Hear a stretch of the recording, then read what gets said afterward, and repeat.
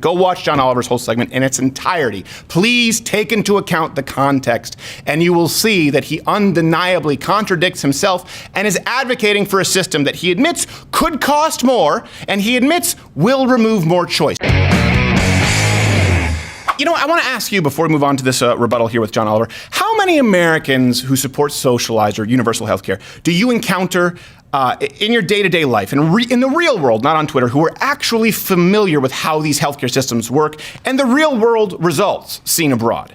I want to know how many people you encounter who actually have that information as opposed to sort of the fairy tale version that John Oliver and others try to sell them, which we will get to. So let's set this up. We've addressed some of these arguments before, so I don't want to retread all of our socialized healthcare territory. You can just type in StevenCrowder healthcare if the search results worked, but they don't, so they're dead forever. You never get to see them again. You will never find Seth them. Myers is what you'll find. Seth Myers to exist. all the way down. But there are some arguments that John Oliver sort of focuses on that I think we could do a better job of addressing, because a lot of people, they buy that shit. So let's go to John Oliver. First clip. Medicare for all. I lived in England, Sean. Nationalized healthcare is a disaster. When rich, famous people get sick, they don't fly to Canada, they don't fly to Cuba. They come here because we have the best medicine in the world. Look, I will give that man this. America does have one of the best healthcare systems in the world for rich, famous people. Unfortunately, too many people are born in this country with a terrible pre-existing condition called not being Beyonce. I think that's funny. Actually, it's funny. Unlike Seth Myers, who keeps auto-playing. John Oliver, you can auto-play. It's funny. Yeah, he's funny. And informative, if only sort of misinformative, if that's a word. So let's lay this out really quickly. I don't want to spend too much time on this. We already have Medicaid for the poor. We do. And as we will get to, nationalizing healthcare just makes it worse for everyone. Furthermore, in countries with socialized healthcare, there's inevitably an underground market where only the super wealthy can afford what is equivalent to what we know as privatized care here in the United States. For example, my mother in Quebec, at this point before Chauvet versus Quebec was a Supreme Court case, you couldn't get any privatized healthcare. She needed an MRI. It was 12 months, I believe, or 14 months. Yeah. A little bit of cash, greased the palms with $900. She got an MRI within 6. That's an improvement. That's definitely still crappy by American standards, though. So in all of these other socialized healthcare countries, you end up with more of a two-tiered system where only the super wealthy can afford it because they're not under crippling taxes. Let's go to the next clip, and then I want to come back with you. The majority of people who file for bankruptcy cite medical expenses as a factor, and you probably already knew that deep down from just how often you see GoFundMe campaigns online. No, wrong. But first, you had something you wanted to say. Wrong. I was going to say the previous guy, he wasn't rebutting the point that it's expensive sometimes to get great medical health. He was just basically saying everybody that says the U.S. has a really bad system is wrong because of this. Right. And so I think John Oliver is just taking that as far as this, the context. medical bankruptcies, it is wrong. No, Your Honor, the defense is wrong. It uses a methodology that inflates the numbers. How? These studies just confirm that people who went bankrupt also claimed that they had medical expenses. In other words, they had many expenses. If any of those expenses listed were medical expenses, John Oliver and the like, or people at the TYT network, will claim that the majority or a huge portion of bankruptcies come from exclusively or primarily medical expenses. Review, if you actually look at the data, the number is somewhere between 12 and 17%. Okay? And by the way, this doesn't even mean that medical expenses were actually the problem. If you go bankrupt because you have no job, or you have no insurance and you can't pay your medical bills. Is that a medical bill problem, or is it an unemployment problem? And I think this is, cut off the head of the dragon. If we look at bankruptcies as a whole, this is important because I think John Oliver is someone who, in good faith, is trying to find the right solutions. I just think that he's wrong. I think this is a compassionate segment. But if we look at bankruptcies, and I agree, I think we should be compassionate. I think bankruptcies are a problem. We should do what we can within the bounds of the legitimate purview of government to try and reduce them. It doesn't mean that you take money out of my back pocket and basically light it ablaze, which is effectively what the federal government does. But I think if we can create a safety net that doesn't infringe on individual rights, if we can be great, sure. So let's look at bankruptcies, because that's the root cause of this problem here. They had a huge spike. Up to about, I think we have 60,000 a year in 2010 under the Obama administration. Then they dropped. They've stayed low consistently under President Trump. Compare that, by the way, to the yearly unemployment rate. It's almost identical, these graphs. Same spike in 2010. Wow. So what does all of this mean? What does all of this mean? What does all of this mean? I could have sworn you were going to go. I figured I would go Cockney or Manchester. What does all this mean? Yeah, it means you can't pick a pocket. Why would you pick a pocket? It's just a stereotype I'm perpetuating, yeah? Oh, jeez. Extra, read all about it. So, the medical expenses, they're not the driving force behind bankruptcy. If you don't have a job, any big expense is going to cause bankruptcy. And so, as a conservative, I want to create an atmosphere, go with the free enterprise system that brought us here, that allows us to have the lowest unemployment, highest job participation, and most legitimate wage growth of any other system throughout the globe or human history ever. Next clip. We would be getting a lot for that money. Remember, 27 million more people would be covered, and they'd be covered well. Bernie's plan is incredibly generous. It covers vision, dental, long-term care, and drugs. In fact, Medicare for All is a misleading title because Medicare requires some co-pays and out-of-pocket expenses, and Bernie will excitedly tell you his plan eliminates those. Under the Medicare for All bill that I wrote, premiums are gone. Co-payments are gone. Deductibles are gone. All out-of-pocket expenses are gone. Oh, so we're just promising shit we can't deliver. Okay, free pipes. You got yours, right? Everybody. By the way, I'm going to have to fix that prop there afterward, Garrett. He can say it. This is disingenuous. How do I know? Ask me how I know. I was raised in a country where we had it. And I know there's a difference between socialized healthcare, universal healthcare. We're going to use the terms somewhat interchangeably because that's kind of what they're advocating here. Yeah. All countries, if you know some exceptions, let me know. With universal coverage systems, they mandate some kind of co-payments for outpatient pharmaceuticals. There's cost sharing for inpatient hospital stays. Out-of-pocket costs, okay, they can range from, I think it was 15% for health costs for Canadians, where I was from, to 28% for people in Switzerland, all the way up to 61% for health expenditures in Singapore. By the way, they can also bend you over in front of your wife and spank your ass with a cane because you spat gum on the sidewalk. So there's a give and take. Yeah. It's a benevolent dictatorship, but an embarrassing one. But look, I don't have to step in gum, and I appreciate that. But if you outlaw Hubba Bubba, then only Hubba Bubba dealers will have them. Oh, that's right. That's a problem. You've created a black market for gum. Bubblicious notwithstanding. That's a whole different brood. It's like Big the League Latin Chew. Kings Big and League Chew. Come on. the Crips. Okay, let's go to the next clip where he talks about how much it would cost and how it would be worth it. This is another common argument. You can't definitely say that it would be more expensive, but even if it was, I personally would argue that it's worth it. And either way, cost is a lot more complicated an issue than just going on TV and saying $32.6 trillion like Tina Fey doing her best Dr. Evil impression. Okay, so first, you can't say that it would be any cheaper and admit that the majority of the studies say it would cost a ton more, which he does in this segment. Second, John Oliver, your complaint right now is that people can't afford healthcare. Okay, now you're looking at possibly spending more for a worse product. By your own admission, you're looking at potentially spending more for crappier service. Keep in mind, too, Bernie's tax plan, this is something where he talks about, taxing the top 1%, then it moves to 5%, then it moves to 10%, depending on how many books he sells that year. His plan will tax everyone who makes $29,000 a year or more. There will be increased taxes. That's hardly someone living in the lap of luxury. Exactly. Yeah. So we need to be clear about this. Now, when people like Oliver, they say that universal health care would be better. This is something that really bothers me that I want to focus on, okay? They often cite studies like I think the World Health Organization report, okay? There are two studies that people cite when they say the United States doesn't have the best health care. We've gotten into this before. There's the Commonwealth study that has 11 countries ranked. They have the United States ranked 11th, and then the UK ranked number 1. Yeah. And then there's the it's often referred to as the WHO report that sort of lists everyone across the globe. This is often cited as well. And we've addressed it in the past, but let's start this off. We rank 37th, the United States, in the world, okay? This is, by the way, when people say we don't have the best healthcare, they are citing two studies. This one and the Commonwealth study. That's it. Okay. So we've talked about how some of them are BS because they take into account irrelevant sort of measurements, like self-reporting or personal satisfaction polls. In other words, people say, well, I like my healthcare. And then in previous videos, we've compared American healthcare to, say, like the UK or Canada. And we've been trying to use objective parameters, right? Things like wait time, survival rates. You can go back and search them if the search has worked. In other words, don't search them, you'll just never find them again. They don't exist.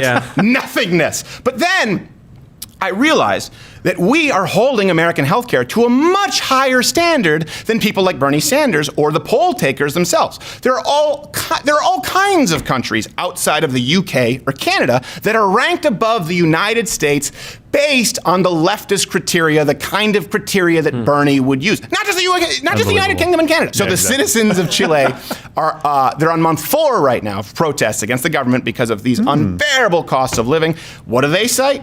Education, healthcare costs as some of the worst offenders. Interesting. Also, by the way, this should be relevant to people like Bernie. The wait times to get stents. This is a procedure, a heart procedure that Bernie had done recently when he had a heart attack. In Chile, is between 44 to 52 days. Yeah. It's between 44 to 52 days in the UK. In the UK, I want to make yes. sure. Yeah. I don't know what it is in Chile. I'm sure it's pretty bad too. It depends on how Probably affluent. non-existent. Depends on how Doesn't exist affluent at your all. neighborhood there is in the UK. It's kind of Right, like public schools. Guess what the wait time is in the United States? 90 minutes. 90 minutes. Wow. Another one on the list, Colombia. So they're 15 spaces above us, so that would be 22. I can do the math quickly, I just can't remember it. A couple of things. First off, does anyone out there really believe that, do you really believe that Colombia is better than the United States in healthcare? And you can look at, by the way, the infant mortality rate. I usually don't like using that as a comparison because why? We have a much higher standard. Yeah. So we actually register our infant mortality rate higher because we report them as infant mortalities, which other countries wouldn't even consider to life. But even using a far more stringent standard, theirs is nearly double ours. Or actually, I think it's more than double ours. So that's important to note. Here's the thing, too. most Americans, they don't want us to have healthcare like Colombia or Chile. No. Granted, okay? But here's the point.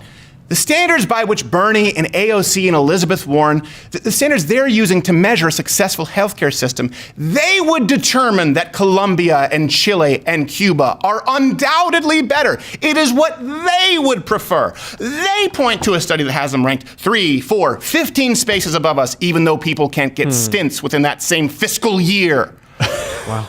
Then they try to feed you the lies, this appeal to popularity fallacy, that most Americans agree with them. No, Not true. No, that's not true. It's not true. Not that it would make it right, by the way, No, because it I'm wouldn't sure matter. at some point you could find a majority of people who agree with slavery. Of course. Still across the Islamic world.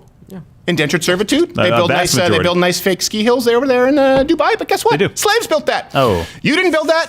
Slaves. So, sure, in the abstract, many Americans would like free healthcare. These are the polls they point to. They would like, hey, free healthcare, that sounds good. But most Americans want to be able to keep their insurance plan, and only 13% of Americans actually want to completely abolish private insurance, which, make no mistake, is exactly what Bernie or Warren's plan would do. By the way, please do hit the notification bell. Hit all notifications if you're subscribed on YouTube, because otherwise and turn on all the notifications on the YouTube app, otherwise you won't get them. And do consider subscribing to the audio version. Of course, Mug Club is the only way we get to keep the show going, because we do not have over 100 employees, producers, writers, and researchers like John Oliver. They're taking our jobs. We don't have the hate chili pill money, okay? We don't. We don't. It's just us. It's a racket. If you want to trust big hate Peruvian pharma. Here's another one where he talks about, I think, waiting lines. Next clip. As with cost, comparisons of wait times are very complicated. For one thing, the international wait times that you hear about most often are for non-emergency surgeries, such Like as stents. knee replacements. Right, yeah. And while, yes, people in other countries do sometimes have to wait slightly longer for some care, it's not like Americans aren't having to do that right now anyway. Americans are just sometimes forced to wait due to the expense. About half of US adults say they or a family member put off or skipped care in the past year because of the cost. And about 1 in 8 say their medical condition got worse because of that delay. Okay, so I'm going to give you a little bit of time here to see if you can spot the bullshit, then I'll come back to it. Did you spot it? Here's the quote from John Oliver. He says, half of U.S. adults say they or a family member put off or skipped some sort of health care or dental in the past year because of cost. Third-person information. That could literally include my aunt skipped the cleaning because it was $85 and she didn't want to pay it that day. She needed lotto tickets. It could be you or a family member. Yeah. That's anyone in your family.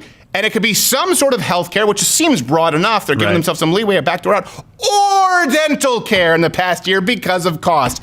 Anyone you know in your family has put off some sort of health care procedure or dental care at some point in the last year. That does not mean that people are not able to get necessary medical procedures or even preventative care. Yeah, I put off a cleaning last week because I was out of town. Well, you always put off the cleanings, and that's an entirely other issue we'll talk about. By the way, in the UK, on the other hand, another example here, you have people going blind waiting for basic cataract surgery. On the upside, they don't have to see any Brit not named Elizabeth Hurley or Daniel Craig. So the good Lord giveth, he taketh away. But it's not how you want to base a healthcare system. No. Next clip. As for the uninsured, they can wind up having to wait on a literal line seeking care with aid groups like Remote Area Medical, an organisation that travels the country setting up mobile clinics to treat people for free and which draws massive lines wherever it goes. Having got their place in line, many camped out for the night. Before dawn, this was the moment they were waiting for. I mean, that seems like a good thing. Yeah. You sort of look at it. They're providing a service. What is the truth here? Yeah, no, he was talking about bread lines. Yeah, little this is a different line. This is lines for a new, different. groundbreaking service. The truth is, these units, they were made for people in remote areas that don't really have that many medical facilities nearby. That's why they exist. People waiting outside of a free healthcare truck in a rural area without many doctors is not comparable to blind people in Manchester waiting 1.5 years to get routine cataract surgery. One is innovation, the other is a shitty country. Next clip. There is the final big criticism of Medicare for All, which involves choice. Specifically, that it would take away our ability to choose the sort of health coverage that we receive. The fact is, our current system limits Americans' choices far more than it expands them. For starters, as a practical matter, most of us don't choose our health insurance. We get what we get through our employer. And because of that, choices like changing jobs can become significantly harder. And not just that.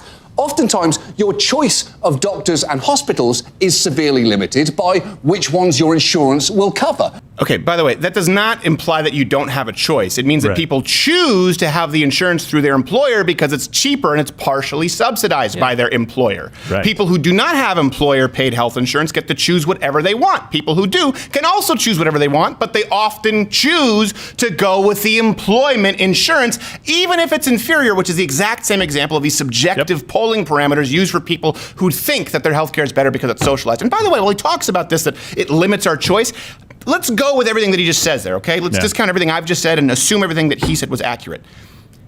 How is that an argument for removing all choice? Okay, let's go through this here. And I do hope that the search algorithms work on YouTube because we've addressed a lot of these other arguments and we've actually shown people what it looks like to go through a socialized healthcare system.